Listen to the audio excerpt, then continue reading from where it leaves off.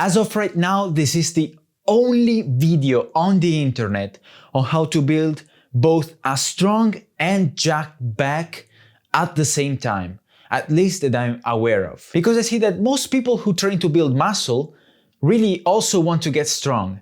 And people who train to get strong also want to build a better physique.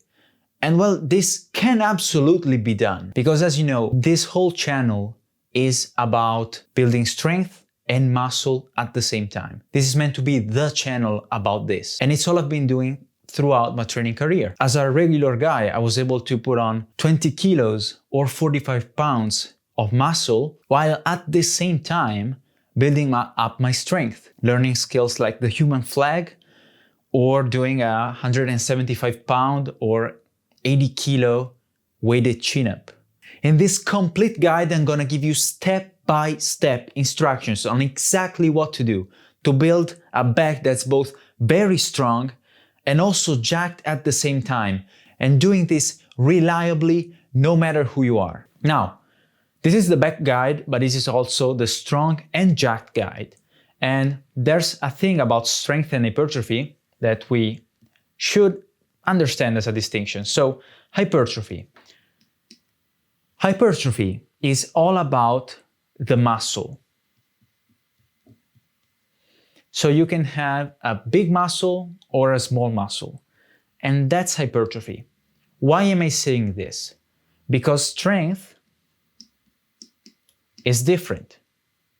The same muscle can be strong at one movement and weak at another. So strength is a lot about the movement. Now, how do we deal with this? How can we train both? Because in the end, this guide is on how to build a strong and jacked back, not just a jacked back, although that would be nice. This is how we do both. This is the key to it. When you look at it, the biggest key to strength, like when you map, this is the curious thing. When you map strength progress over a long time, so your strength goes up and up and up and up, okay? And then you look at hypertrophy on that same person over enough time. In the short term, not so much. In the long term, you see that pretty much hypertrophy maps strength exactly. Or better, it's strength that maps hypertrophy exactly. So while in the short term, strength is really about the movement, it's about the specific practice, it's about practicing heavy weights, and hypertrophy is about the muscle, in the long run, the two go so together that hypertrophy becomes the most important thing for getting strong. And that's one of the biggest ways, not just the only key, but one of the biggest ones that we can build a strong and jacked back at the same time. So really a strong muscle, view it like this. What is strength? A strong muscle is just a big muscle that practices the movement. So big lats that practice pull-ups become heavy weights. Like you are able to all of a sudden lift heavy weights. If you don't have the big lats, the weights are not gonna be that heavy. So there's really a benefit to both strength and hypertrophy to having big muscles, which is very nice and very convenient. So despite this big overlap, when you look at it, when you look at the exact training, strength and hypertrophy are very different. So for example, like real look into my training and training of everybody who has trained strength with those principles. Like you're somehow able to improve your strength by training sometimes 15 minutes a week, and actually easily as well. And on the other hand, for hypertrophy, I may not be able to grow like a 100th of a pound of muscle of my back if I don't train until death for 2 hours a week.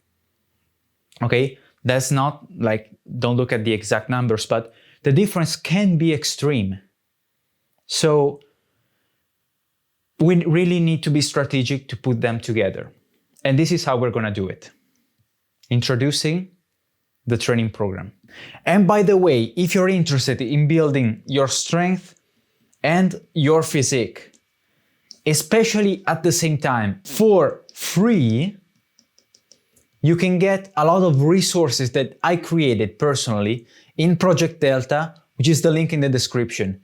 And that's not shallow stuff, by the way. Like, I put a lot of thought into those resources. Really, you see the videos, but there's a whole other world I'm creating in Project Delta that you don't see. So really, if you're interested, that can be very powerful, and you can get it in the link in the description. So you need a plan.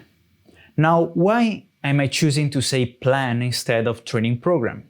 Because I think that the words programming have become a bit too mystical for my liking. Like, you think that programming, even at the highest levels, is this mysterious thing that people do on their computer, and all of a sudden somehow people get bigger and stronger.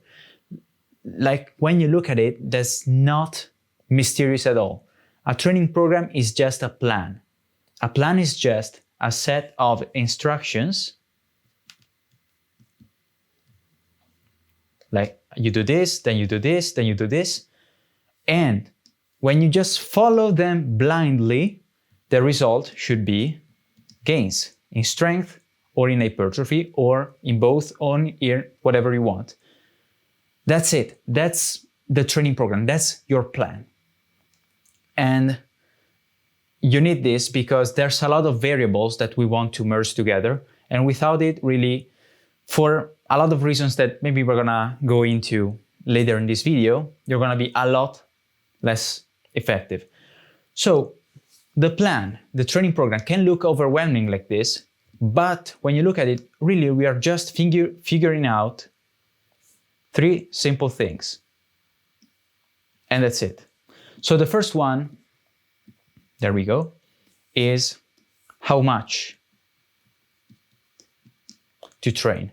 Like, imagine creating a strategy where you don't even know how much training you're doing.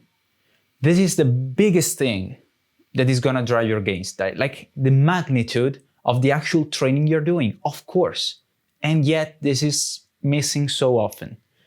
And we're gonna figure this out precisely for both strength and hypertrophy for back training. Oh my God, can't talk today. So how much? There we go. Also, once you know how much, you gotta know when. Like, when exactly are you gonna take this big chunk of training and put it into your week and the length of the workouts in the order? When? So this is like the training split, the order of the exercises. We're gonna talk about this precisely, step by step. And finally is what I like to call the how. This is the final step. Like, once you know how much and when, how exactly are you gonna train? What reps? What specific exercises? How close to failure? Because sometimes it's good to go absolutely to failure. Actually, sometimes you should go even beyond failure. But sometimes you should be far away from failure, especially for strength. So we're gonna talk about that. And this can have big implications. So really, all of this, the ability to create and understand a plan and more, is what we're gonna cover. And in this section, we're gonna cover step by step everything that you need for a strong, solid back strength and hypertrophy plan. So number 1 is, of course, how much? How much? What a question. Like, how much should I train? Now this can be tricky because I sometimes had mixed results with volume and how much to train. So yeah, let's define this. How much training, we can also define it as training volume. This is simply the quantity of training that you do, and the best way to measure it is in how much training you do, there you go, in a week, especially in sets per week. Okay, so for example, my training volume for my back may be 20 sets per week, okay? Now, let's not get too ahead of ourselves. As I was saying, I had mixed results with volume. Like, I sometimes trained a lot, especially for strength, and really got stuck for a long time, couldn't make progress at all. I sometimes trained little for strength, and counterintuitively, I actually improved. And sometimes for hypertrophy, it was the opposite, sometimes not. So strength specifically is less about quantity. This is what you're gonna find out. There we go. Strength, so hypertrophy and strength behave very differently, not in everything, but with how much to train, they behave very, very differently. This is really important to understand. So, hypertrophy is about building new material, new muscle. And so, unsurprisingly, it responds extremely well plus to volume. And now we're gonna see how the latest research proves exactly what I've been seeing for years. But strength is kind of the opposite. Actually, strength is not about building something. It's not about building new resources. It's about a better use of those resources. So a strong muscle is not really different. It's just more efficient. It's just better at using its resources. So strength is a lot less about volume and more about other stuff. And some of my favorite charts of all time are those two. There you go. Let's flip those two. So this was kind of unsurprising, but also nice to have for confirmation. This is, with a lot of data on it, the effect of volume on how much you train on hypertrophy and on strength. So on the left, we have hypertrophy, and you can see that pretty much, even at extreme volumes, and in a second we're going to talk about how much exactly to train, you kind of continuously see benefits to hypertrophy.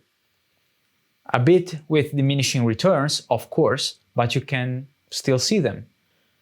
But with strength, it's a totally different story. After just like 5 sets a week, which is nothing, you pretty much don't see any extra benefits. And I've seen this over and over in myself, in my athletes when I did coaching. It was so surprising to see, because you would think, man, if I train that much more, it's gonna be beneficial. So for pure strength, that doesn't help. But since in the long run, strength and hypertrophy kind of work together, so you need big muscles to be stronger, I also found out that, unsurprisingly, the people, me included, the phases that I trained the most were the ones where, first, I built the most muscle, and second, a bit later, I also found myself to break strength plateaus. So, of course, like, bigger resources are all about a bigger stimulus, okay? That's hypertrophy. And while strength is all about practicing with heavy weights and a lot less about just doing a ton and stressing your body to a point where you must force it to build something. Strength is not about that. So we know that for hypertrophy, more pretty much is better, at least if you want to maximize your results. So what's our solution to the question and the problem of how much do I train? So we're gonna cover the solution for hypertrophy and then for strength, and then we're gonna move on to the next point. So for hypertrophy, the hypertrophy solution. So I like to have two approaches. The first one is what I call the minimalist. The minimalist trains each muscle, in this case the back, at 8 sets per week. Remember, we said that volume is trained in sets per week.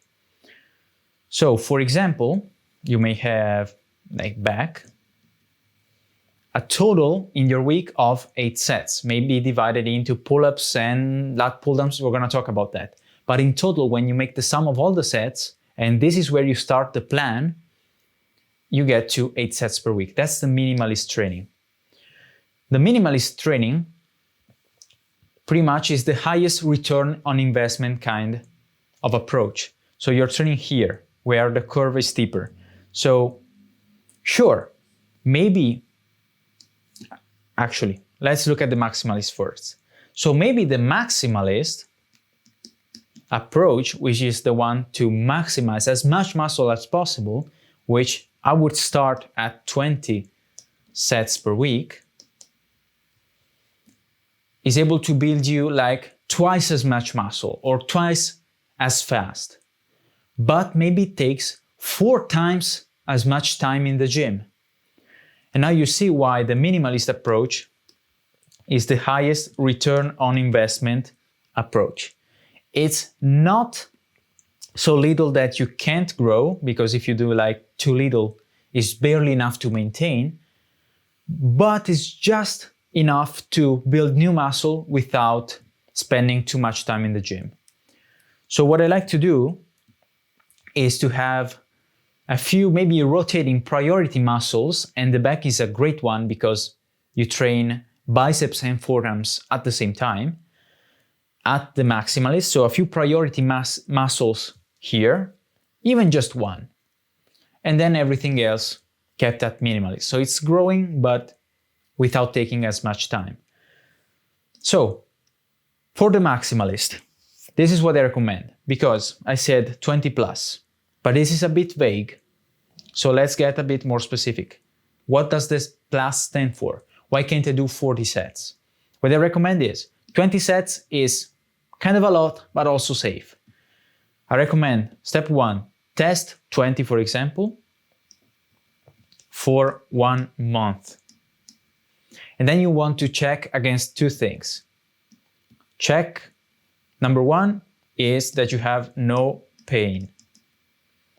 You must have no pain, because when you do a lot of volume, you put under stress your joints, your muscle recovery, and so you may develop some injuries. Even if they're very slight, you want to be careful, and if you have any pain, even 20 was probably too much. Now with 20 is unlikely, but you want to have no pain. And the second check is that pretty much you want to check your performance. Basically, you don't want your strength, your weights that you're using in your training for your back in this case, to go down.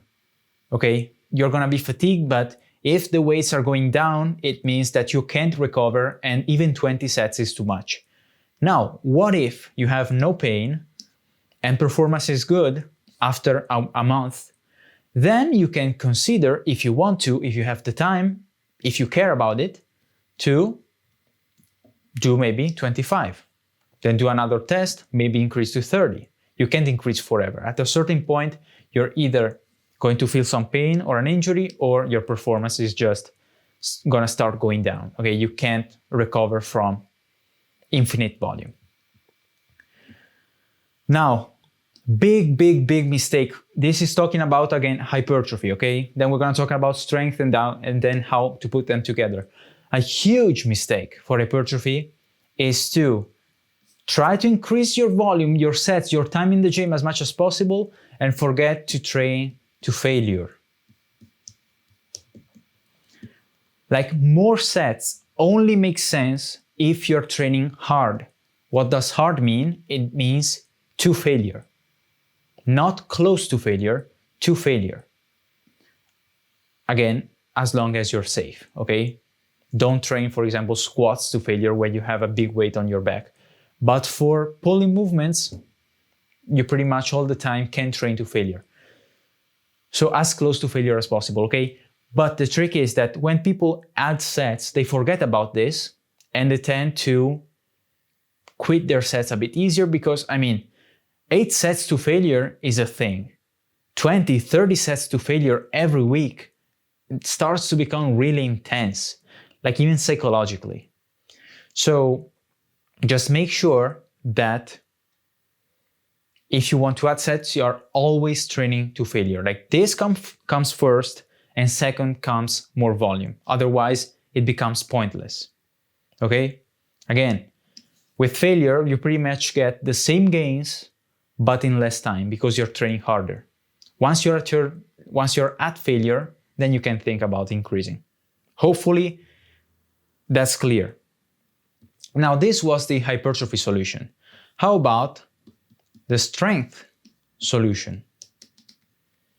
So how much should you train for strength to get a strong back, to get strong at exercises that rely a lot on the back? So this is what I like to do. Again, it's about sets per week. Okay, this is how we measure how much training we do. What I like to do is, first is 2 hard sets, and then 2 to 3 easy sets.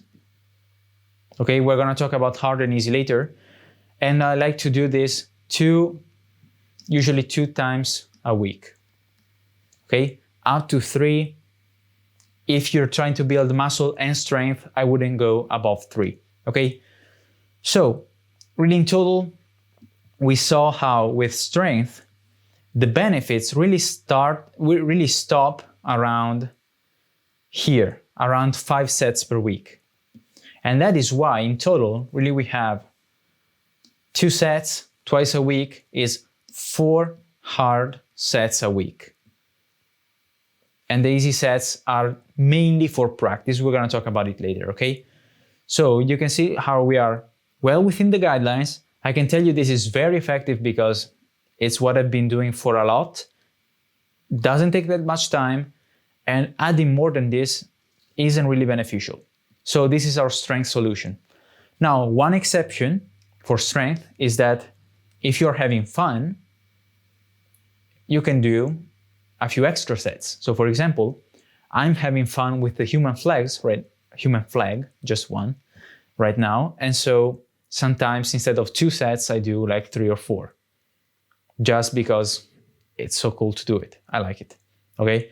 But to optimize for your fatigue and so on, this is what I would recommend, okay? So to conclude the how much part, one of the most important things in training there is, for hypertrophy, for example, you may have like back, okay?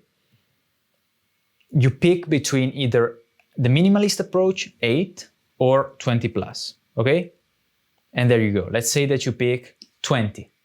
Then on top of that, for strength, for example, let's say that you want to become strong at a movement like weighted chin-ups or deadlifts, or we're gonna talk about the exercises in a second. Then you're gonna do your 2 hard and 2 easy sets on top of this.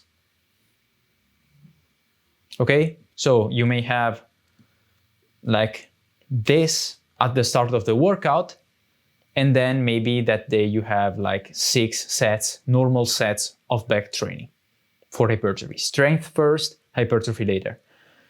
Now, final exception, and then we're gonna move on to the next important problem, is that if you're training a lot of strength movements, I would say that for each exercise that you want to get strong at, you can remove -2 sets from this. So if you want to get strong at chin-ups and deadlifts, okay, so it's 2 exercises that are very taxing on the back. Instead of 8 sets, you could really do 4. Instead of 20 sets, you could really do 16, because a lot of training gets done right here, okay? But now you basically know everything you need to know about how much to train for strength and hypertrophy. Okay, so you can see how the two are very different, but sooner or later strength still needs hypertrophy. Okay, now a thing that I like to do, here it is to not just talk about those ideas, but place them in context of how important they are, because sometimes we get lost into the details, like the perfect exercise, the perfect execution, or the perfect training split. So this model is really awesome, is one of the most useful concepts that I thought about. And basically, it puts the concepts in a hierarchy. And the higher they are on the pyramid, the more you want to obsess over them. The lower they are, the less you want to obsess over them. And the key is that each step isn't just more important than the previous one marginally. It's 10x more important. It's extremely more important. So how about volume? How much to train? How important is that? Volume, I would put it around here, 3 stars of importance, which means it's really important, but there's something like failure that's even more important than that. But it's still one of the key things, especially if you want to maximize muscle growth. Now, as you know, for strength it's less important, okay? Now, the next big question really that we're gonna have, here it is. The next big question is how often? We answered to how much for hypertrophy and for strength, but how about how often to train? This is the training, there you go, frequency. Because how frequent am I going to work out my back? It's very simple actually, so we're not going to spend a lot of time on this. So for strength, as I told you already, 2 to 3 times a week. That's enough. If you train more, first, injuries start to become a problem because strength is a lot more heavy on your joints. You're using heavy weights. You're putting yourself at your limit. And also because you need to be fresh. You need to be strong when you practice strength. So the more you practice strength, the more tired you're going to be, and it starts to become a bit counterproductive. So especially if you're trying to train strength and hypertrophy at the same time, I think twice a week for each movement you're trying to become strong at is great, okay? How about hypertrophy?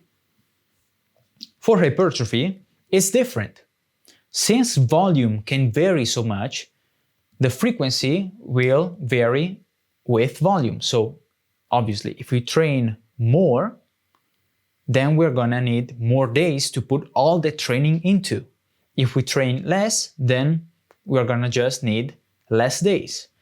So as a general rule, you don't wanna go over 12 sets a day. So if we are training the volume, how much? Let's say we chose 8 sets a week. I like to do 2 days, okay? To split those 8 sets into 2 days. 2 days is better than 1, okay? Don't train your muscles just once a week. It's been shown over and over and over that it's less effective than training your muscle twice. Now, if I had like 20 sets, I would train either twice or 3 times a week. This is 2 days, 2 or 3 workouts where I just train my back per week because yes, I mean, you see it. If I had 30 sets, I would have to choose between pretty much 3 and 4 workouts because I can't do 2. If I did 2 workouts in a week, then 30 divided by 2 would be 15 sets a day, which is over our limit, okay? Pretty simple. But you need to do this. You need to start from how much total training you do and then derive your frequency, okay? And we do a similar thing. So for strength is fixed, 2 to 3. For back, for hypertrophy, it depends on how much volume you're doing. And from volume, we can also derive an extra thing, especially for hypertrophy, which is the number of exercises. Now, you want to know this because how do you know which is better? Like, is it best to do 4 exercises or 8 or 10? Again, this depends on how much training you do. Now, for strength, we don't have the problem because with strength, we need to train the exercise we need to become strong at because strength is so specific. If we want to be strong at chin-ups, we won't really benefit by being strong at bicep curls. Okay? A big bicep may be useful, but a strong bicep at an exercise is not useful to another exercise because strength is specific. So exercise number doesn't matter for strength because we just do one exercise, the one that we want to become better at. Okay, that's like 95% of strength work can just be done with your exercise without getting crazy on variations that in practice aren't even often that effective. But for hypertrophy, we have a simple rule similar to the one for frequency. Instead of 12 sets per day, we have a limit of around 6 sets, though I recommend 4 per exercise, maximum. So this is examples, again, with the same examples from before of how I would split this. Very simply, 8 sets, I like to do them in 4 exercises. So I just have 2 sets per exercise. It's very quick, very fun. I can go to failure without dying from pain. Very nice. With 20 sets, I may do 5 to 6 exercises. With 30 sets, I may do 5 to 8 exercises, okay? Of course, you need to also find that many exercises. But this is the general rule, okay? To know your number of exercises and your frequency. So you already know quite a lot. You know how much to train, you know how often to train, you know the number of exercises. The next big thing that you want to figure out is the training split and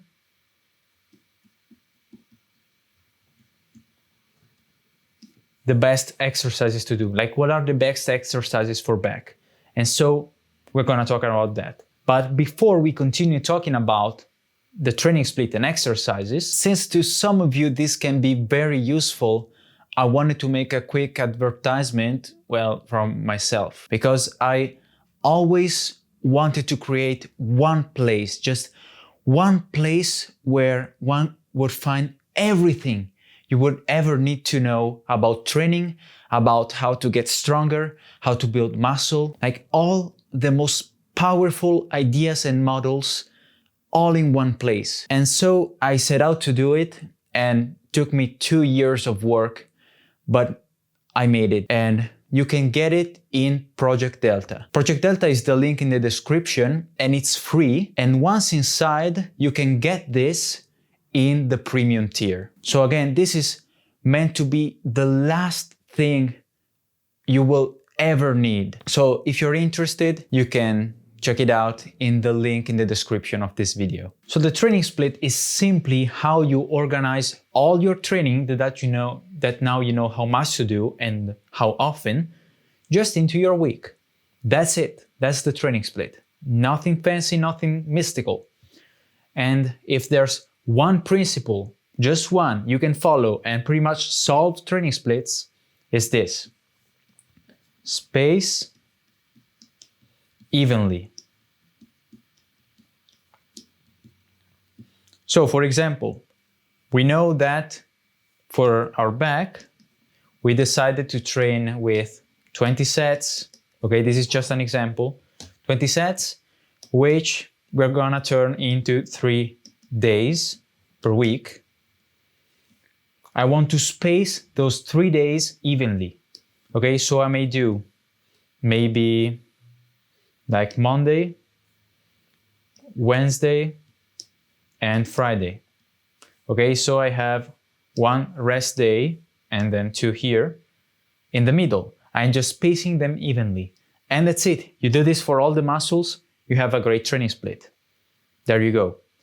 Now, what if you have also on top of this back hypertrophy training, 2 back strength exercises? Maybe you have chin-ups, and maybe you have like some calisthenics, why not? A front lever. Now you know that you're gonna train both 2 times a week. You can train, if you have a lot of exercises using the same muscles, I would recommend cycling them instead of training every one twice a week, but 2 is manageable. So you have 4 of these. What I would do in this case is most likely to do, for example, before my back training, before my hypertrophy training, maybe I would do chin-ups here, again, spacing them as far away from each other as possible. Then I would have front lever here, and then I have another front lever that if I want to put together with the other back workouts, which makes sense, I may put it here, front lever. So on Friday, sure, I do both strength exercises in the same day. It's not really that big of a deal. And also, after this intense workout, I have 2 rest days, so we're good. Like, you see how simple the logic is. You don't really need a cookie cutter training split to copy from a template. Like, it's very simple logic. Space evenly and put strength work before hypertrophy. Very nice. There you go. Very simple. Okay? And that's it. And if you have some smaller muscle work that involves some pulling movements, for example, some bicep work, biceps, I will put them after back training. Unless like growing your biceps is your number 1 priority, I would put them after the bigger muscles. So back is a bigger muscle than the biceps, and it takes more resources. It's best to do it while fresher, so earlier in the workout. Also, back will kind of train your biceps as well. So bicep isolation work is best done after, okay? Or any smaller muscle. I just have a rule that heavy before light, big before small in training splits. And this is really it. So we're flying by, which is absolutely nice. And the second thing that we mentioned was exercises. Hopefully everything is clear about the training split. There's space evenly and you're good. For exercises, we can have some fun, because what are the best exercises for back training? Like, we figured them out earlier here. There you go, exercise number. Like, we need to do 5, 6 exercises, but which exercises are best? Now, we're gonna make a distinction again between hypertrophy and strength. And I think this is what makes this fascinating, how we can really see the differences and then put those 2 qualities together and have like 10 times the fun and everything else. So I prepared a couple pictures somewhere. Okay, there it is. There it is. Man, we wrote a lot of stuff today. I mean, it's a full guide after all. So, let's start from hypertrophy. So those are exercises that I personally tend to like. So first we have pull-ups and chin-ups. These are vertical pulling exercises, and you can add weight. You can do them just with your body weight, and yeah, they're very, very nice. Then we have the lat pull down, single dumbbell row. I like them more than the row with 2 dumbbells. barbell row, or also row machine or a pullover. Now my favorite 4 are pull-ups and lat pull-down or chin-ups for vertical pulling, which is gonna work your lats the most, but it's also gonna work all of the back. And for rowing, my favorite ones are the dumbbell row and the barbell row.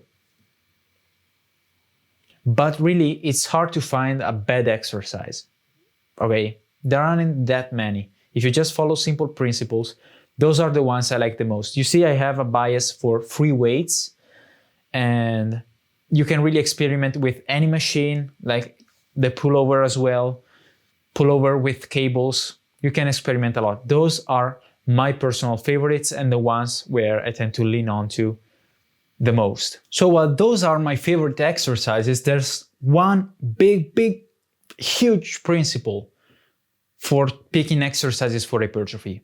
And really, you can disregard everything else, but you've got to get this one right. And it's first to fail, okay? First to fail. What does this mean? It means that your target muscle, in this case is the back, of course, must be the first one to fail. So when you're training to failure, which muscle is the one giving up first? Is it your back? Is it your forearms? Is it your biceps? If you're training back and your first muscle to fail is not your back, is not the limiting factor, then we got a problem. You need to either change how you do the exercise or change the exercise altogether. Because if the muscle is not the first to fail, then it means it's not going to failure. And as you're gonna learn very soon in one of the next points, training to failure for hypertrophy is the most important thing there is. It's what makes training challenging. It's the reason you're giving to your muscles, telling them, hey, you need to grow. Why would they grow? Because they are challenged. What does challenging look like? It looks like failure. Okay, so now you see the logic of why this is so important. So really, you see a lot of tier lists, exercise lists, my best exercise, the only 2 exercises you need. Really, it's all about first to fail. Your target muscle should be the limiting factor. And that's it. And that's really it. If you train hard to failure and your target muscle is the limiting factor, you're gonna grow muscle. And if you're not, it's not gonna be because of the exercise, but about some other factor that we're gonna fix anyway in this guide. So this was it for the hypertrophy side. Also, grip doesn't really matter that much. Just if you really want to know, it's a wide grip tends to work the upper back a bit more, so rear delts and traps, a wide grip this is, while a narrow grip is gonna work more the lats. That's all you need to know. Now, how about the spinal erectors? We haven't talked about those. You work them with hyperextensions, which is a specific kind of exercise, and really they get worked so much in those fundamentals, like especially the row or even pull-ups. And also if you do like deadlifts or squats, they get worked so much that unless you really want to build them, you don't really need to do any target work for your spinal erectors, okay? So you have a lot of flexibility with hypertrophy, and those are my personally favorite exercises. Nothing special about them. Just free weights, like using dumbbells and barbells instead of machines, tend to have a higher return on investment. So you can get more muscle in less time using them. If you use machines, maybe you need to do a few more sets to get the same amount of raw stimulus. Enough about that. Let's look at the fun side, strength.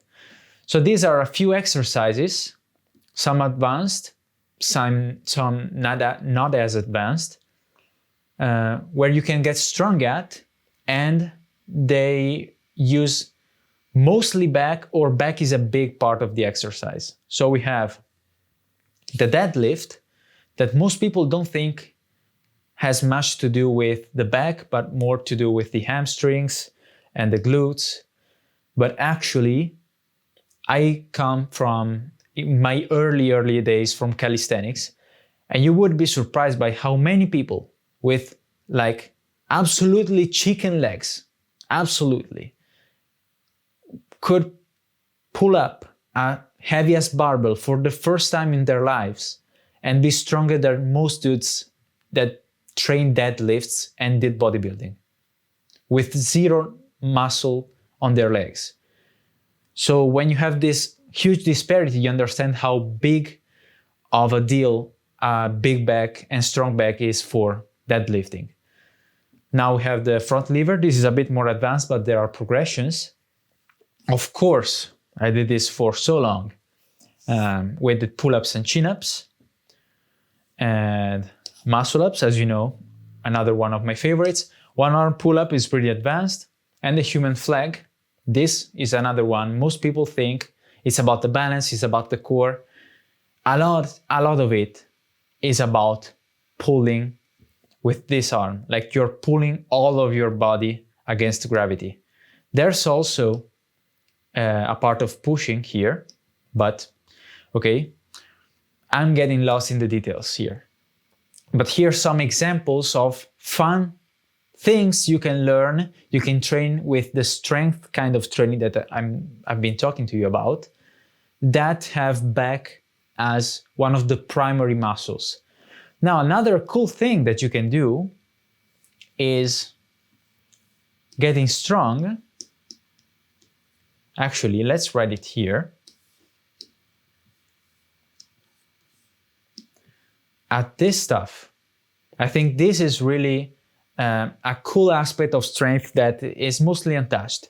So basically, you can treat normal gym exercises like strength ones, like trying to do a few heavy reps of barbell rows, or even on machines or on dumbbells. Like imagine using, I don't know, in pounds, that would be like 150 pounds to row. It's very cool, very fun. The whole aspect of making PRs is what makes this very fun. Adds an incentive to training and training hard, and in the long run is one of the most potent things you can do to become really jacked and strong. So those are some specific exercises, but you can also decide to become very strong at the lat pull down just for fun. Okay? So the key difference to understand is, for hypertrophy, the key is first to fail. Whatever exercise you choose, if the back is the first to fail, is probably a good exercise. Sure, if you're able to have some load while the muscle is stretched, that's also beneficial. It's not huge, but it's beneficial. But the big one is first to fail. While for strength, you don't really care. Like you're just practicing the movement. You pick a movement that you would like to become strong at, to unlock a skill, to make new PRs, and you just do that. And I gave you some examples. There you go. Now, in our pyramid, which we kind of lost here, there you go. Come here. Come here, you pyramid. We said that volume was at 3 stars. Surprisingly, where are the training split and exercises, which are 2 different things? The training splits we lose so much time about or onto, like we obsess so much on training splits, but really they're 2 stars, like they don't matter that much, training splits. They're also pretty hard to mess up. Like simple logic tells you to space things evenly. And how about exercises? It's pretty much the same. Exercises are also 2 stars, meaning if you optimize them, sure, there's some benefit, but like the big guns are training to failure and volume, which we talked about, especially for hypertrophy. So just putting this in perspective, when you have some doubts, when you are obsessing over the details, remember what matters, okay? Exercise selection, all those tier lists and stuff, remember, there are 2 stars. They don't matter that much. The exercises that you can pick using common sense are very, very likely more than good enough. There you go. So, how about changing exercises? Now for strength, that doesn't matter. Like, you change exercises when you get bored of them. But for hypertrophy, I change exercises when I can't progress, so no progress, in terms of the weights that I'm using, for 1 month. Okay? Basically, when the best weight last month is higher or equal to the best weight I did this month, for me it's time to change. So for example, I may swap a lat pull down with pull-ups. There you go. But what if I am progressing? What if my weights are going up? Then I just keep it. Why changing an exercise when you're getting stronger? Just because? No. Keep it. I sometimes keep it even for 6 months or more. It's working. It's proof that it's working. You're getting stronger, which is a sign that you're also getting bigger. And it's also fun because you're finally making progress when nobody around you actually is. So if I'm making progress, I keep the same exercises even for multiple months. There's no issue with that. And with that, we should know everything we need about training splits and exercises. And so finally, a huge thing that we mentioned, we saw in volume, now in exercises with first to fail, is closeness to failure. Finally, pretty much this is the how hard to train question. How hard? That's a pretty important question. Possibly the most important question. It's the most important question, especially for hypertrophy. The second after this would be volume, which we already answered. So how hard? So I can tell you this about closeness to failure or how hard to train. I have tried everything, like from staying far from failure to going to failure to going beyond failure. And all the time, in terms of hypertrophy, I can tell you this. The harder I trained, the more muscle I grew. That's simply it. And the same was for my clients. That's it. But not for strength. Not at all for strength. In fact, I was actually surprised by seeing how the current research is matching my experience when this research wasn't available. And it's very counterintuitive. So just like for volume, where we had 2 charts comparing, remember, volume for hypertrophy versus volume for strength, we have 2 charts, and again, very counterintuitive, comparing hypertrophy and strength. Here, let's move them down. But in terms, of closeness to failure. So this is what you see. Basically, on this side, okay, you have failure. So failure is on this side, and on this side we have easier training.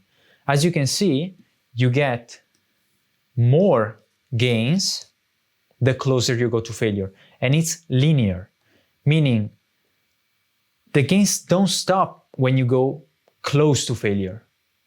There's still benefits. The closer you go to failure, the more muscle you're gonna grow. Now, that to me makes complete sense. Like, it's unsurprising to see how really muscle is about how much you train. So the more I train, like the bigger the magnitude of the stimulus, of the stress that I give to my muscle, the bigger they're gonna grow, of course. I'm just giving them a bigger reason to grow, and so they're gonna grow more, of course. And so training to failure, unsurprisingly, results in bigger muscles. And actually, it's been shown more recently that this curve even extends up to a point, of course, where if you do train beyond failure, for example, when you can't do any more complete reps, you do a few partial reps, especially at the extended part of the movement where there's more of a stretch, you get even more growth per set. So failure is huge for hypertrophy. But how about strength? Like, this is incredible. This chart shows how it doesn't matter how close you go to failure for strength. You can train super far from failure or to failure and you get the same strength gains. Mind-blowing. And yet this is what I've experienced for 10 years. This is exactly how it is. But why? And what does it mean in practice? What should we do? So I'm going to give you precise instructions for both strength and hypertrophy. But really, it goes to show how hypertrophy is all about how much training you do. Like the more you do and the harder you do it, the better. For strength is more about, you could say, quality of the practice. And so if you go too close to failure, sure, you may get a bit more training, but that's compensated by being more tired. And so the two things balance out. If you train farther from failure, you're gonna train less, but also be fresher, stronger for the next workout. And so in the next workout, you're gonna be able to lift more weights, which is more training. And basically, the two things balance out. So let's get to real guidelines. So for hypertrophy here. Solution to the question of how hard to train for hypertrophy. The answer is pretty simple, is to failure. And actually, I could tell you this, even go beyond failure if you want to, especially for back exercises that tends to be pretty safe. It's not like in a bench press that where you can't do any more reps, you risk dying under the weight. For pulling exercises, usually if you can't pull it anymore, you just leave it to gravity and you're cool. So to failure, even beyond failure. But train absolutely as hard as you can. There you go, okay? And again, the benefits are real. Like, not only you're gonna grow more muscle if you do the same sets, but to get the same muscle, you can do less sets. Like, it's just more efficient to train to failure. You get more muscle in less time. You only have to gain from this. So absolutely do train to failure. Now, I do one thing to prevent all the risk of injury, or as much as reasonably possible, when dealing with failure for hypertrophy. So what I do is, anytime I do a new exercise, so let's say for the first time in a few months, I introduce barbell rows. I just said training to failure, but that could be dangerous. You could get some inflammation, you could get hurt because you're not used to that kind of effort anymore in that movement. So what I do is what I call one safety month. Basically, I take 4 weeks to go from easy training to failure. Okay? This is the safety month. I take 4 weeks where every week I train a little closer to failure so that I have time to get used to the exercise. The good thing is that since you're so desensitized to this movement, even training very easily is going to result in feeling sore, and so the training is still gonna be effective, okay? So we not only are avoiding injuries, but we're making training still effective without any up, with everything hurting for 2 weeks, which often happens when we do something new in the gym, as you well know. So for hypertrophy, really, there's not much to say. Train to failure, even beyond failure, as long as it's safe, okay? For heavy exercises like for a deadlift, for example, you may not want to train to failure if you feel like you are gonna faint, okay? Just to be clear, but just know, the chart is here. Like, the closer you go to failure, the more muscle you're gonna gain. How about strength? Now, since strength does not benefit at all from going to failure, what should we do? So, the solution to strength, this is tricky, but luckily I got you. So, this is what I do.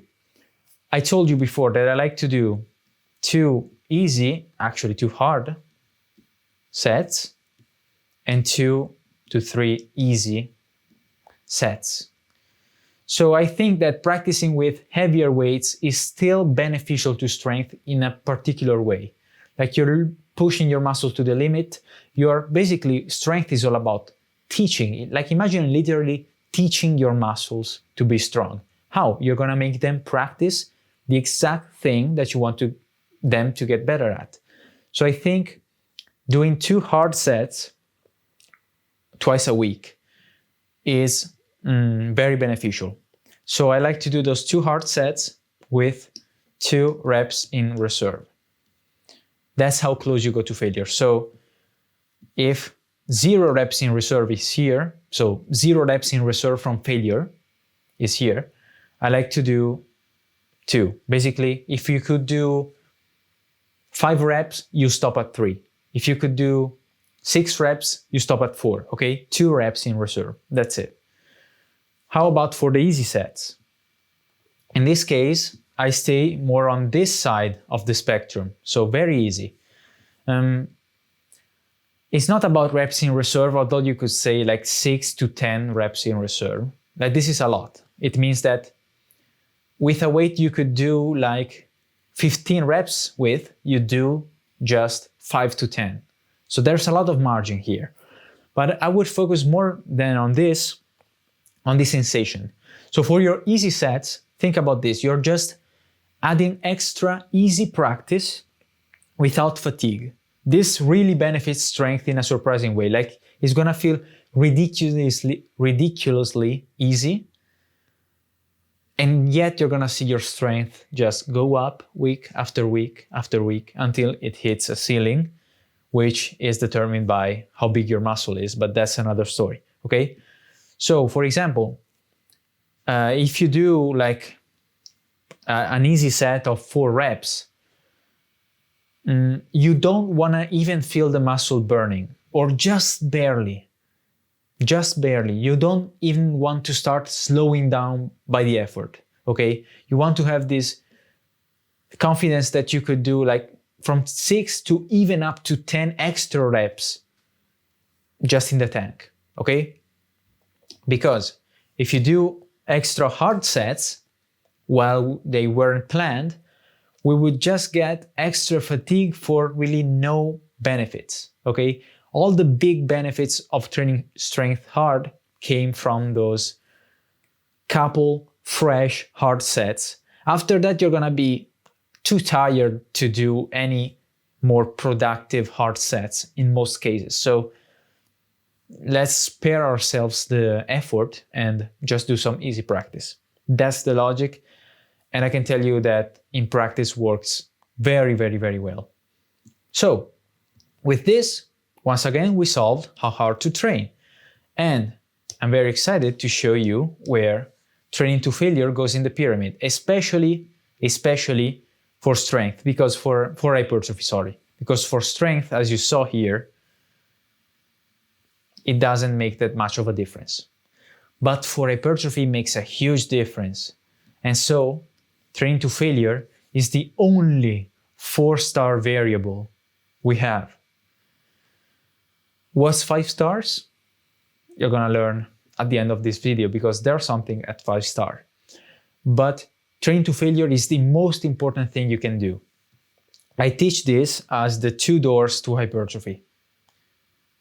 Oh man, what's going on? Okay, basically hypertrophy has 2 doors that you need to open. If you open them, door number 1 and door number 2, if you open the 2 doors, you get muscle growth, pretty much guaranteed. If you just don't open just one, muscle growth is blocked. So this is you, and you have muscle on the other side. The first door, and the most important one, is failure. This is what makes training hard. If training is not hard, you're not going to grow muscle, because your muscles don't have a reason to grow. This is so key. Once you train hard, do you think it's enough to train hard once a month? Of course not. So training to failure is not enough. It's the first door, which must be open. But once you train hard, aka to failure, the second door is about how much you train. Again, once a month is super little. If you train 6 hours per week, just one muscle, it's kind of a lot. It's gonna be a lot of time, but it's gonna be very likely that you're gonna grow that damn muscle. So this is the 2 doors to hypertrophy. And we figured how much at the start of this video and failure just now. And we know almost everything for the plan. But how about the final, quite important thing? And it's reps and load, or the weight that you use. Like, if you mess this up, you could have problems. So how about reps? Like, how many reps is best to grow your back? And how about which reps and load to use to get stronger at all those exercises that use the back as the main muscle? So let's start from reps, okay? So reps is the first thing that we're gonna figure out. And first, let's talk about hypertrophy. Okay, and then we're gonna talk about strength. Okay, as a reminder, you always do each day strength work for first, and then you do hypertrophy work. Just nice reminder, which never hurts. So, I mean, you probably have heard the idea of hypertrophy, more reps, strength, you just do less reps with more weight. And that's kind of correct, actually. So for hypertrophy, we're gonna go very quickly over this because it's common knowledge and we don't have to reinvent the wheel.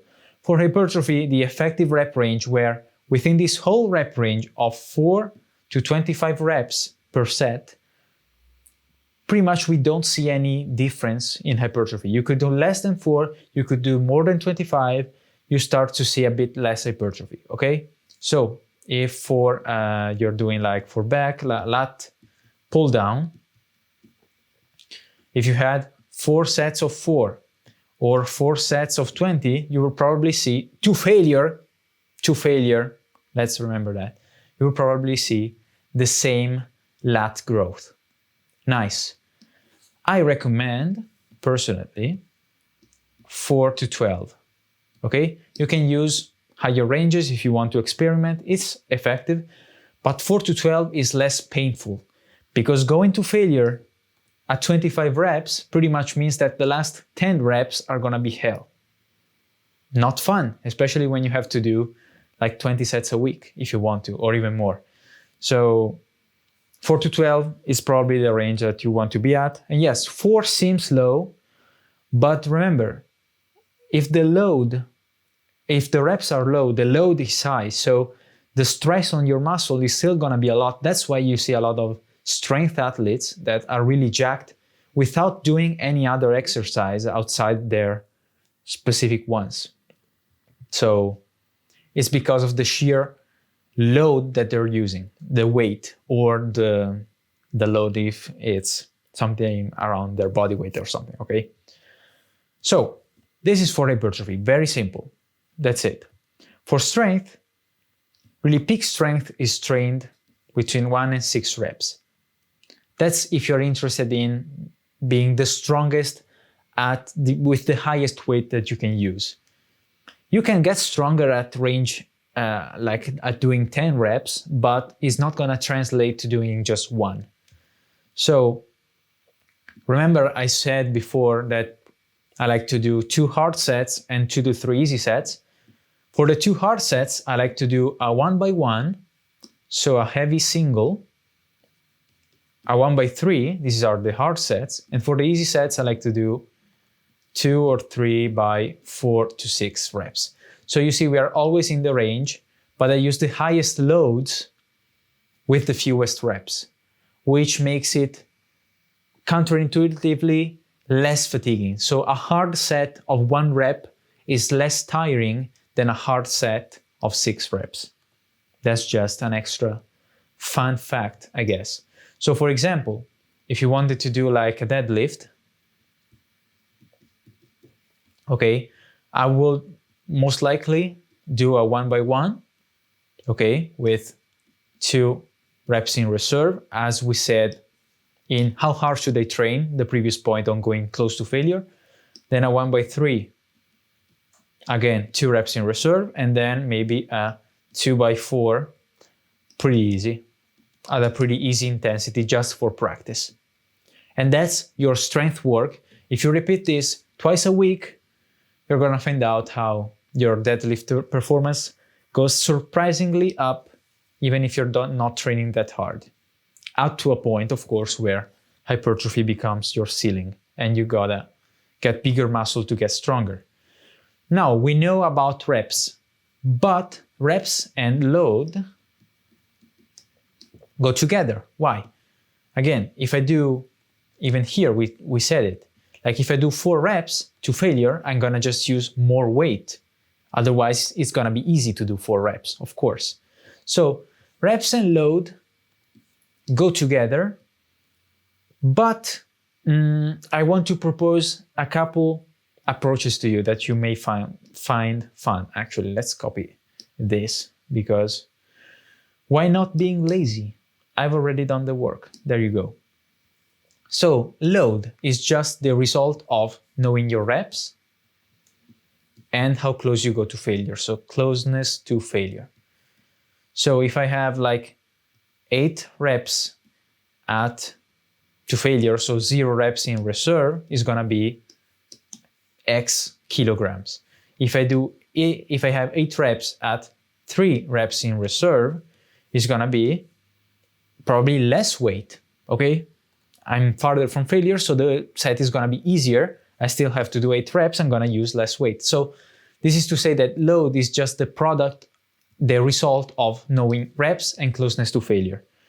Now, there are 2 different systems that I want to tell you to always have the perfect weight for both hypertrophy and strength, very, very quickly, because I'm gonna make a video specifically on this. So let's start for strength, okay? We had the approach here. We know the reps and we know the reps in reserve. And let's say this is like 8 reps in reserve. We said the ranges was 6 to 10 again. So how do we calculate how much weight to use? Basically, for the first set, I just, either you have some warm-up system to gradually find your working weight for the day, or more simply, you just feel how you feel, you work up to a heavier weight, and you pretty much stop at 1 rep when you feel like you have another 2 in reserve. So you keep testing 1 rep with higher weights. I test maybe 150 kilos, 160. I feel, okay, this is it, nice. The second set tends to be 90% of the weight of the first one. So if here we did 100 kilos, this would be 90 kilos. And we do 3 reps, okay, very simply. If we do like 6 reps I can tell you that for normal exercises like squats or a deadlift or a bench, is 65% of the first set if you do like 6 reps, and you can adjust a bit from there. If you do some weighted calisthenics where your body weight is a huge influence on the load that you use, for these last practice sets, you need a much lower weight, around 50%, okay? So if you did a pull-up, just a heavy chin-up, for example, with 60 kilos, or whatever that is in pounds, you want to use 30 kilos of added weight for these practice sets. And that's very simply what you do for strength, okay? For hypertrophy, what I like to do is what's called double progression.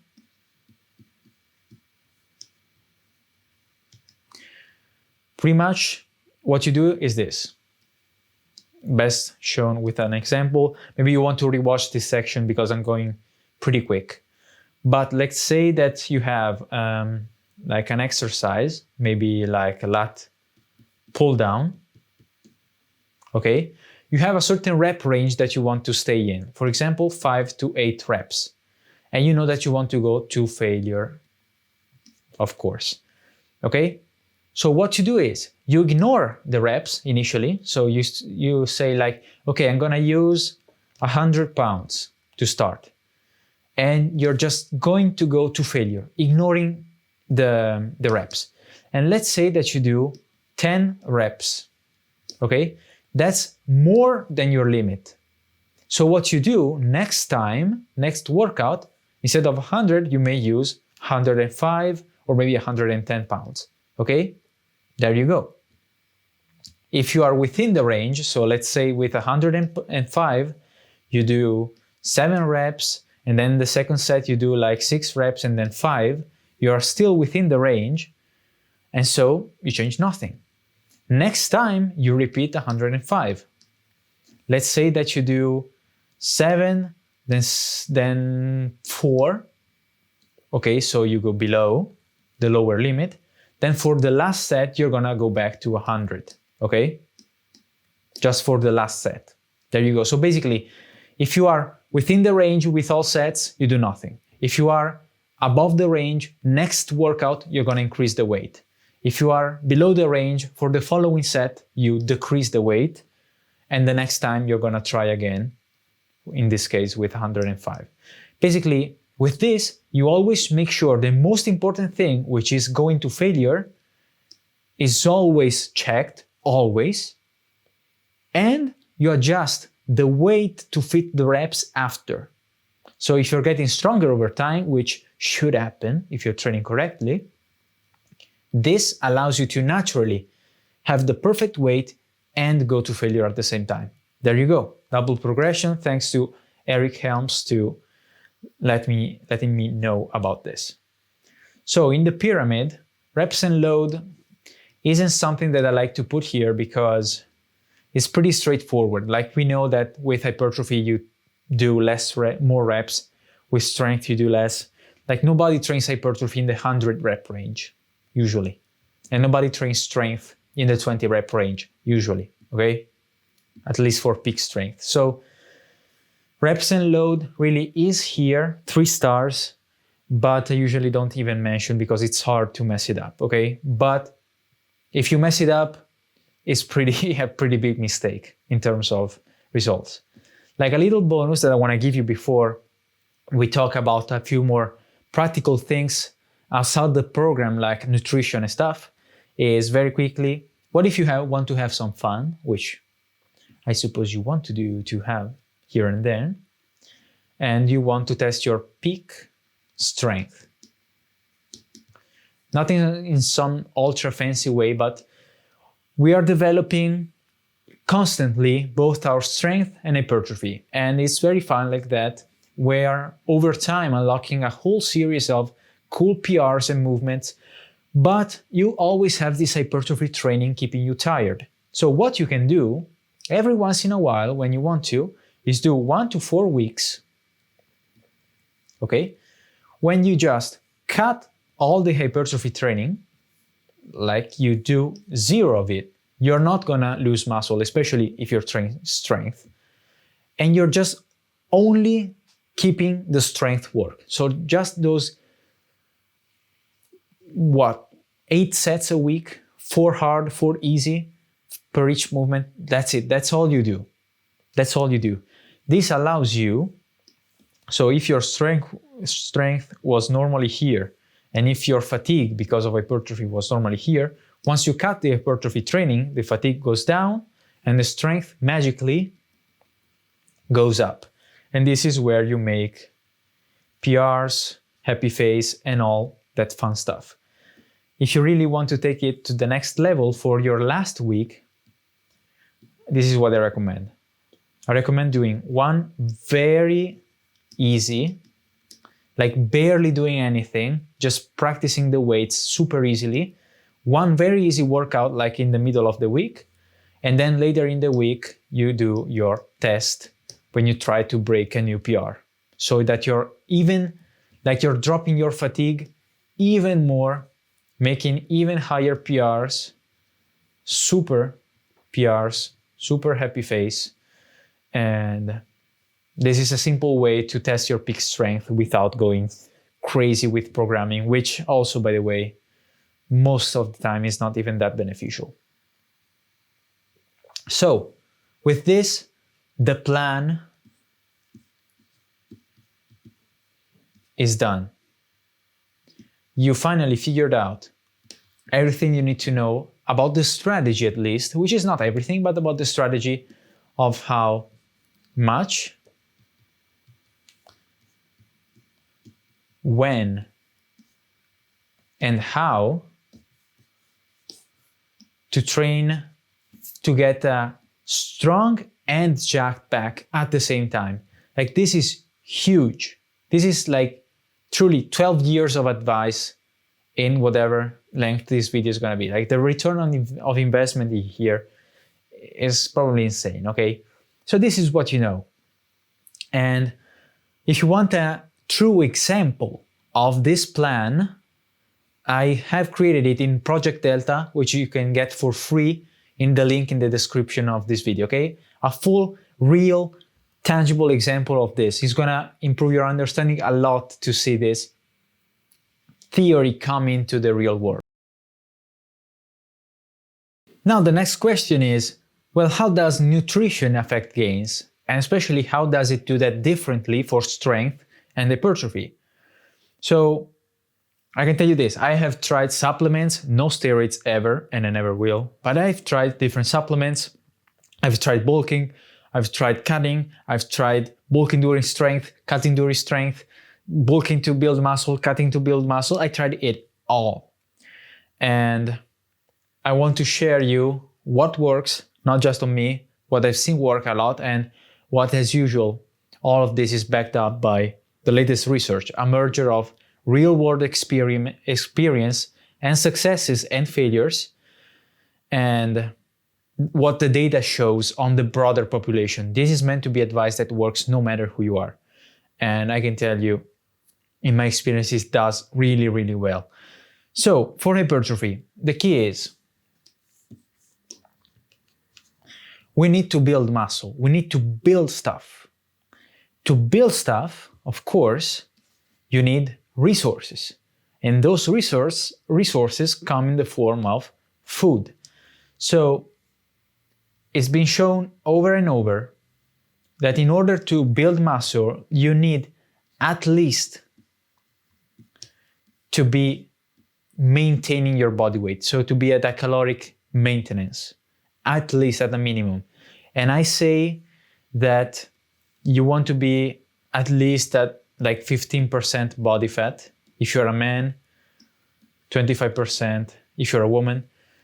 Like, if you are so ripped that even if you're maintaining, you are eating too few calories, you're gonna still struggle to build muscle, okay? If you're too lean and you're just maintaining, you may struggle besides the early intermediate level or beginner level. The optimal approach is a slow bulk.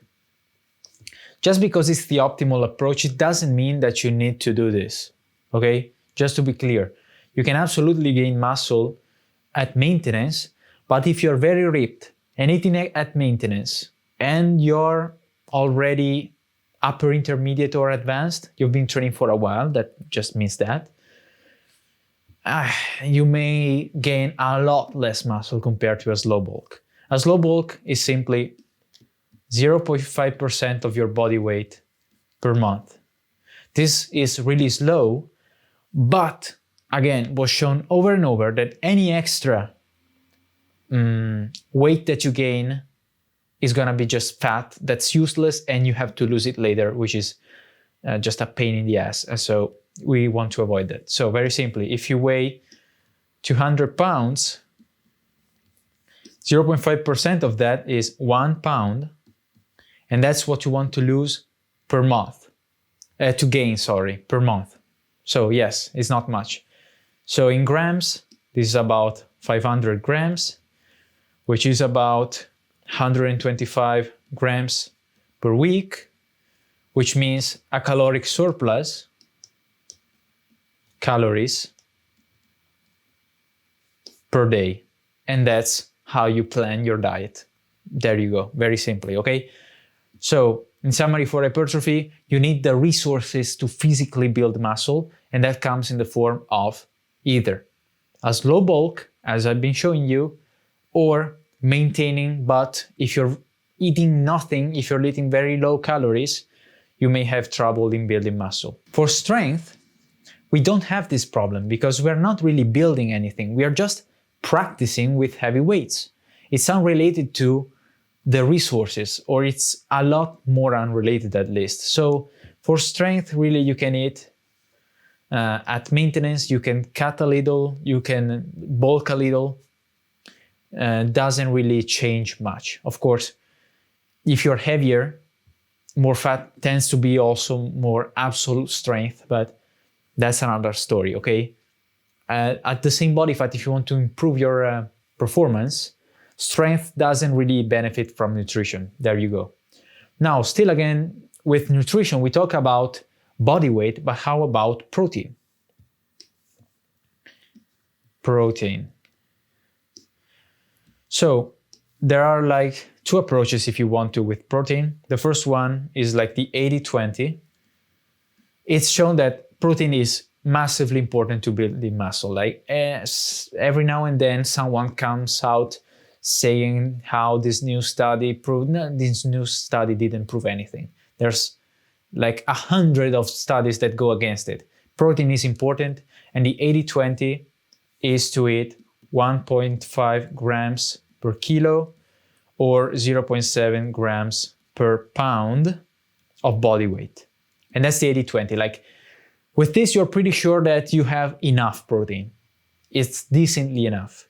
If you want to be 95% sure, this is 80% sure. If you want to be 95% sure, then we are at 2 grams per kilo or 0.9 grams per pound. And if you want to be 100% sure, it's like 2.35 or 1.1 grams per pound. As you say, this is protein, this is very simple. No need to prove it with some biology or anything. Like there's a ton of data that shows this. So if you want to risk it, I don't know, man. I don't know. In the pyramid, I would put protein. Yeah, let's pull up the pyramid. Like how effective, how much does it matter to have optimal nutrition for training? Bulking and cutting versus maintaining, I would give it a 2-star. Because if you train hard and you do a lot of training, really that's the big thing. And in the long run, you're gonna grow muscle regardless pretty much of your nutritional approach in terms of bulking, cutting, and so on. But it has some marginal benefits, so it's 2 stars and not 1. For protein instead, if you eat very low protein, you're compromising on a 3-star principle. So it's pretty huge. So you want, if you care about building muscle, which is important also for strength, you want to eat at least this much protein per pound or kilo or of body weight per day. Okay? Now how about the other macros, so carbs and fats, and maybe even other stuff like timing, Like those have either no benefits or so marginal that it's not even worth mentioning in my opinion. So I can tell you this, eat healthy and in a sustainable way, and you're gonna pretty much get more than 99% of everything you can get. Hopefully that's satisfying, because really we need to obsess over the things that matter. Are you training to failure in every set? Are you not skipping workouts? If not, why are you bothering with the timing of carbohydrates for your training? Like, that's insane, okay? And I'm talking to help you here. I'm just avoiding you wasting time like I did in many occasions. So this is it. Like, how about, of course, how could I forget? Supplements.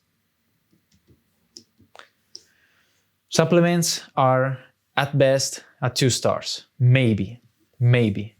Really, there's just one supplement, which is creatine, 3 to 5 grams a day for a very small benefit, very small. Every other supplement, pretty much no benefit. At the cost of your money, of course. So no benefit for a cost, not really worth it. Creatine is pretty cheap. It's been shown to have a tiny benefit on muscle growth and strength. Come on. On muscle growth and strength. So if you want to, I took creatine for like 8 years straight. Now I quit it to be a bit lighter to do calisthenics, and I feel no difference. And I have one less thing to think about. So, but let's not get too deep into this. If you like to use also whey protein to just get to your protein intake, that can also work, like protein powder. But again, there are other things that matter, and this channel is all about what matters, like a distinction between 100 things you can think about and the few ones that really work. So this is really the key to nutrition versus gains. It's mostly pretty much all about hypertrophy, especially in terms of enough protein and the approaches that I talked about to gaining weight and so on. Okay, now since you need to at least maintain weight to gain muscle, how about if you're in a cut, if you're losing weight? What I recommend very quickly, since you're not gonna gain muscle in a cut, unless you are a beginner, you're just not, because you don't have the resources to build new muscle, let alone. You just wanna train to maintain, which is a lot easier than to gain muscle. You don't have to kill yourself with training. So I just recommend for all muscles, 8 sets per week. This is if you're cutting, okay? Maybe even if you were training 20 normally, just train 8. And instead of going to failure, I would stay around like 2 reps in reserve or something, so that it's hard, it's a few sets, enough to maintain, but no need to go overboard because you're not gonna grow muscle anyway. You don't have the resources in your body. So yeah, the gym. What about it? So how about those things that are not in the strategy, the plan, the program, but are stuff that you still have to think about in your training? So how about the form, the technique, the execution? How about the tempo, the speed? And how about the rest times between sets? How about those? So by form, I simply mean like the execution, the technique. Is there a better technique? Like, does cheating your reps help, not help? So it was shown that for hypertrophy, form does not matter at all. Like, you can do whatever you want, but since it doesn't matter, you might as well pick a good form because you're gonna get probably less injuries from it. So for hypertrophy, that's it. And since you're there, probably full range of motion is a little more beneficial because you're gonna get into those stretched part of the movement where you're gonna get marginally more growth. So form, really, again, we are in the territory where stuff doesn't matter that much with form and tempo, okay? Just being very transparent with you right now. For strength, I mean, the best form for strength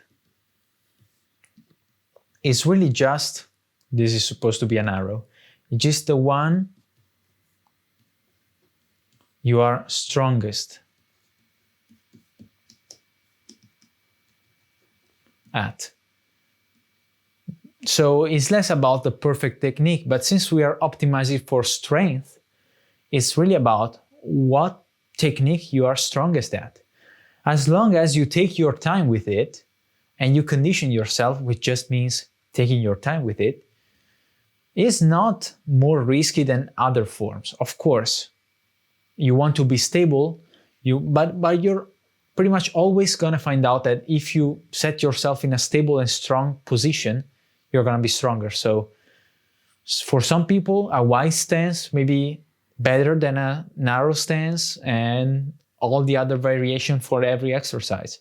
So for strength, there is not really any better form as long as you get into it with due time. So we answered the form question. How about tempo, so the speed of the reps? Now for strength, I can tell you this, it's the same. And usually that means fast and explosive. As long as you can control those big weights, okay, the faster you can go and the more punch you can put into your reps, okay? Usually you're gonna find yourself to be stronger if you don't slow too much, because you're gonna lose a lot of energy in slowing the weight down. Like if you can just pull strongly, for example, in a pull-up, in a chin-up, just go strong at it, you're gonna probably find that they're gonna lift more weight, okay? So that's for strength. For hypertrophy, surprisingly, we often hear how slowing down the eccentric, like the negative, this is a bias, but for example, the negative of a chin-up or a pull-up or whatever exercise is beneficial for hypertrophy. But I was surprised, since everybody says this, to see that it's not really true when you look at the data. So for hypertrophy, tempo does not matter. Like, do your reps at the speed that you like the most. Even time under tension doesn't matter much. Just pick a weight, go to failure, goodbye. If you really want to slow something down to feel the muscle better, that's cool, but it's not better. It's just cool, okay? Like, this should be freeing. You have more room to experiment, to try variations. You kind of are unlocking new exercise variations, because now you can do the same exercise slow with pauses or with normal tempo. So that's cool. And how about rest times? So for rest times, really, the key idea is that you don't want two things to happen. The two checks, what I call, of rest time. There we go. The first check is the cardio check. Basically, you don't want to be like breathing heavily and then go into another set. That's guaranteed that that set is gonna suck because you're still tired. So let your breathing and your heart rate go to normal before you do another set. That's my recommendation, if you don't want to throw that away. And that's both for strength and for hypertrophy. The other check is your muscle check. Basically, do you feel like you could do another nice quality set? Do you have enough energy left? Have you recovered from the previous set? If not, probably better to wait another minute or so, instead of throwing away a set and doing half the reps you should because you are rushing, okay? Now, if you want some more precise guidelines for hypertrophy and for strength, so for hypertrophy guidelines, usually we are between 1.5 and 3 minutes where with isolation exercises, which there aren't many for back, you are more on this side, and for more compound exercises, you are more on this side. So maybe for heavy, high rep pull-ups, you are more around 3 minutes, okay? But again, you're gonna experiment. If you want to time yourself, that's cool. If you want to go by feeling, that's cool. For strength, it's even more important to do quality sets because you are training your ability to move heavy weights. And if you rest too little, you are unable to move those heavy weights, and that's very unproductive. So that's why people who train strength are famously known for resting a lot. Now, really it comes down to those two checks, as usual. So the range becomes probably 2 to 5 minutes. Like for the easier sets, you can be more around 2, sometimes even less. And for harder sets, especially for lower body, but we're talking about back, you can be more around 5. So maybe it's some very heavy pull-ups or deadlifts, which are also an exercise that really stresses the back. Like you may even rest 10 minutes between some very heavy deadlift sets, okay? Again, this is not rocket science. All of this, like form and tempo, honestly, I don't even know if they deserve 2 stars. Rest times probably do, but form and tempo could be 1 star. Like you can do whatever you want. It's pretty much irrelevant for most of it. So I think a holistic view of the pyramid can be very useful. Again, this is how I created this. Basically, the higher you go and the more you want to obsess over whatever is at that level, because it's that much more important to getting results in strength and hypertrophy.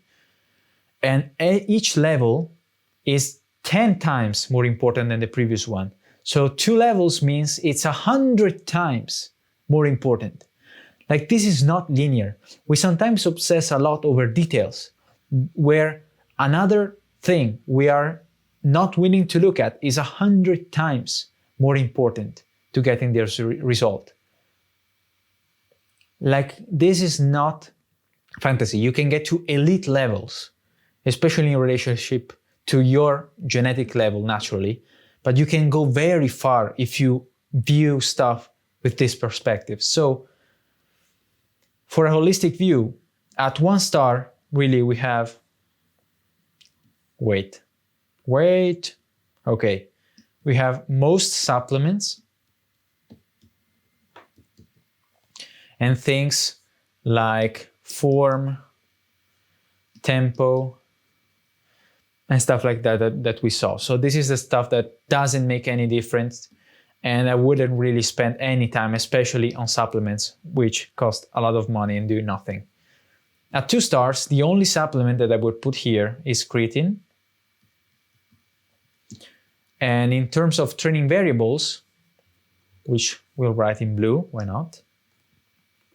We have exercises. So popular, not so important. Training split. We have stuff like, what else? Exercises, training split, like rest times, like optimal rest times. For nutrition, maybe we have like also optimal bulking, like optimal protein. This is the optimal zone where there are the foundations, and then there's the stuff to optimize the other like 10%. And I swear, is not more than 10%. Maybe it's less than that. Like, imagine if you could get, like, do you think you have optimized 90% of your training, but it's worth it to obsess over that remaining 10%? I don't think so. But just making you aware of a bit of a bigger perspective. Now at 3 stars, this starts to become pretty important. We have like in the middle, I would put for strength, that's why it's red, injuries. So you want to be careful. You want to like take your time with heavy weights. If you haven't practiced a weight for a long time, or it's a new exercise, like give yourself 1, 2, even 3 months to get into it before you push really hard, especially at high weights and low reps. Injuries is between 2 and 3 stars. Then, as we know, for hypertrophy especially, we got volume, how much you train. Like if you want to gain more muscle, few things are gonna be more powerful than just training more. Luckily, a minimalist approach where you do 8 hard sets per week is enough to go very, very far. So you don't have to spend all your life in the gym to build some like an actually exceptional physique. But if you want to turn it to the next level, that's your lever. And at 3 stars, we also have protein at 1.5 grams per kilo or 0.7 grams per pound. Like this is the minimum amount. Eating more than that, sure, it's optimal, it's 2 stars.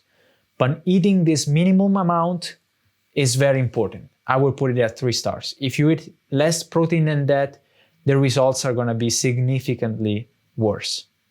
At least that's what the data says, but if you, have to trust it. Otherwise, we're just gonna live in theories. There you go. That's what I was trying to say. So, at 4 stars, ladies and gentlemen, we actually have a few things. You know about just one of them, which is training to failure. 4 stars is like 100 times more important than everything about optimizing. Like training hard, training to failure. If you're not doing that, the amount of benefits, of results that you're leaving on the table is unfathomable. You've got to train. Hopefully you understand that. Okay, there we go. But what else can there be? And what is the tip of the pyramid? Well, still at 4 stars, we have things about, we have having actually a program, having a plan, having a program written on paper, on your PC, but having it. It's so powerful in terms of having a better strategy. Just writing it makes you better at training. Having it makes you more motivated, which makes you go to the gym more without extra effort or willpower. Just having a program and a plan will make you be more consistent, which in the long run results in more gains than optimizing everything, all this put together, just having a program. And the final thing I put at 4 stars, because I see it all around me, is so huge when you look at it, is enjoying training. Or at least like a goal you care about, like that you really want to get to. So this is why I'm such an advocate for training strength and hypertrophy together, because it's so like a lot more stimulating. You make PRs, you have something to chase, you build all those skills and abilities.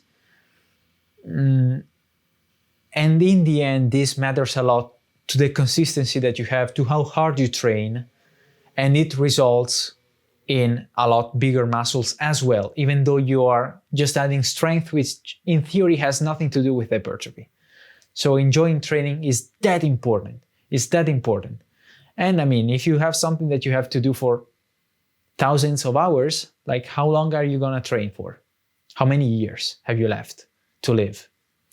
Might as well enjoy it, right?